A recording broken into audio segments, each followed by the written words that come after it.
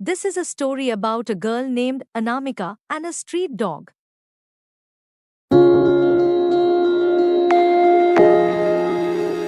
ఒక సూర్యోదయం రోజున సుదూర ట్రాఫిక్తో నిండిన వీధి అనామిక అనే చిన్న అమ్మాయి నెమ్మదిగా నడుస్తోంది.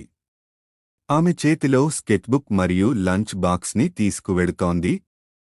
ఒంటరిగా మరియు ఆకలితో బెంచ్ కింద పడి ఉన్న వీధి కుక్కను చూసినప్పుడు ఆమె అడుగులు ఆగిపోయాయి. దాని పెద్ద విచారకరమైన కళ్ళు దయకోసం వేడుకుంటున్నట్లు అనిపించింది.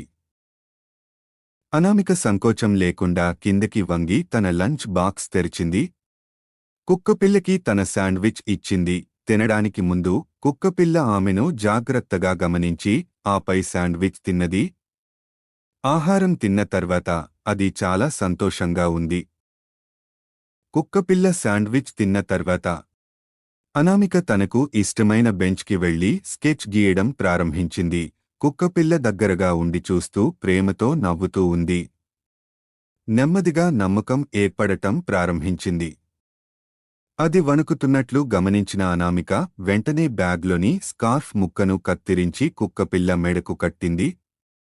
కొంత సమయం తర్వాత అనామిక కుక్కపిల్ల సంతోషంగా ఉందని గమనించింది మరియు అది తనతో ఆడుకోవడానికి చేతులు ఎత్తింది. రోజులు వారాలుగా మారాయి. అనామిక కుక్కపిల్ల మధ్య బంధం మరింత బలపడింది.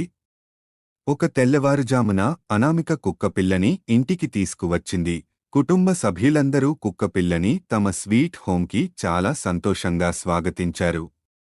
అనామిక కుక్కపిల్లకి బడ్డీ అని పేరు పెట్టింది.